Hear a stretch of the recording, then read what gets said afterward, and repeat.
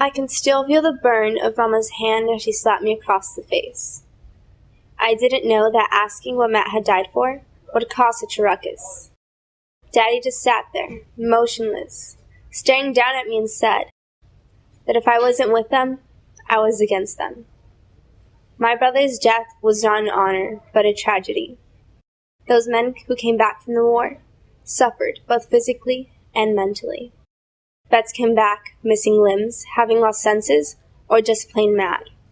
Of all the horrible ways men came back, dead was the most merciful. The war started in 1914, and when the United States joined in 1917, my brother was drafted. I began to question Maddie's death and the death of all the soldiers that served our country, because as John Reed, the anti-war activist, stated in his Who's War speech, war means crucifying the truth-tellers, revolutions, and the working of social forces. Already in America, those who oppose the entrance of their country in the European melee are called traitors, and those who protest against the curtailing of our meager rights of freedom of speech are called dangerous lunatics. When word came of Reed's arrest, I began to wonder, is there such a thing as freedom of speech? Reed acknowledged that the war was a war that benefited Wall Street. He called upon the working class, asking them not to fight in a war that benefited the rich.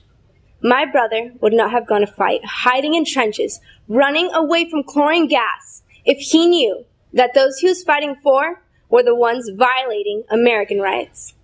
Wilson ran, advocating neutrality, but was tempted by the greed of war profiteering and government expansion.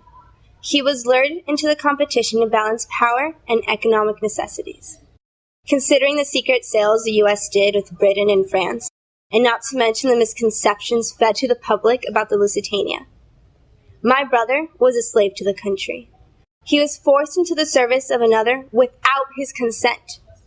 He was sent to a foreign country, far from his native parts, to fight against slaves of his own kind in a strange place, the way a true American patriot should act. He was mutilated and branded forever. A year after Matt's death, a general awarded him for his service. But what good did a medal do? He was dead. I bet he felt proud, giving poor little us a medal, as if that could compensate for my brother.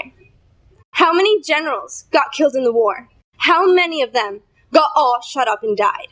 The Great War, they called it, but it was nothing but a mass grave.